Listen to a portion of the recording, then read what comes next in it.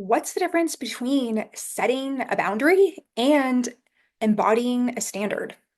Hello, I'm Stephanie Thoma, and we're going to talk about two things, one of which people talk a lot about in the self-help world. When it comes to setting boundaries, we have heard about this time and time again.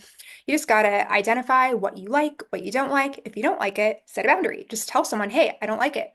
Please don't do that again, whatever the thing may be.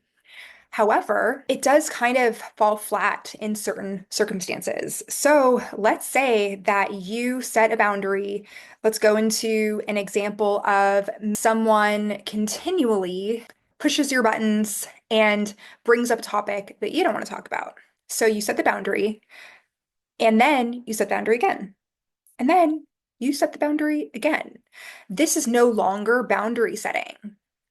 Boundary setting is something that maybe in the early stages of getting to know someone, or if you've established a healthy dynamic and something out of character happens, then you kind of set it straight again. You say, okay, hey, this is the healthy boundary to respect. And you can take it a step further and say, this is my boundary. And if you do it again, I will not engage with you, or I will block your number, or you know what I mean? That can come across as being threatening. So I recommend typically that people set a boundary, and then the next step that they take can be explicit or implicitly stated. We'll go into that in a moment.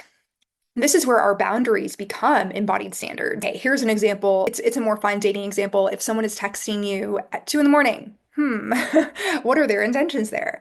Instead of explicitly stating a boundary of like, hey, I'm not responsive at this time because I'm asleep. Well, don't say that at 2 a.m., right? What you may want to do instead is simply embody your standard and only engage with that individual during normal daytime hours. There are times when this happens at work. Let's say that a client is contacting you at midnight and they're in crisis, but you've stated in your contract that you are available to them 9 a.m. to 5 p.m. How you get to embody your standard is by not violating your own boundaries and instead being available when you said you would. This only gets murky when you haven't already established a standard. Sometimes things in life surprise us, and we couldn't have imagined that that thing would happen. So, of course, we don't have the standard necessarily spoken, or maybe it's not yet embodied because it's something that we are reaching for. And maybe we've been in unhealthy patterns in the past. So, as we go through life, we have the opportunity, both in a business contract sense, a dating sense, whatever kind of people, human to human dynamic we engage in, we have the ability through more lived experiences to identify what our embodied standards are and begin to communicate them in advance to get ahead of the curve. And it's possible that people could be put off by them if you bring them up super soon, or if they are a bit quirky, or if they would either evoke a behavior in someone that they're not comfortable with, or maybe it's something that they actually need that you're saying that you don't want. So, for example, if you're not big on physical touch and you bring up to someone, oh, I'm not really into PDA, public displays of affection, in a dating dynamic, then someone who is always wanting to hug and tickle, caress, whatever, their special person in public, they have an opportunity to also embody their standard.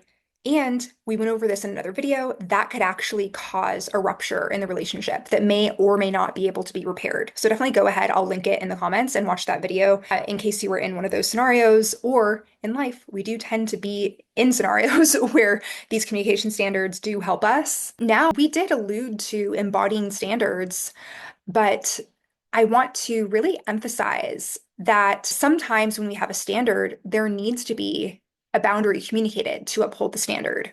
Not to be confused with nagging. It's something that you do once and then you either disengage without communication or you explicitly say why you are disengaging and you honor what you said. But the idea is to not engage with it and eventually not attract it. Have you ever had a conversation with an acquaintance and they have a vastly different standard than you do, where maybe they say someone that they were dating was 2 hours late? And you're thinking, I would have been gone after 20 minutes.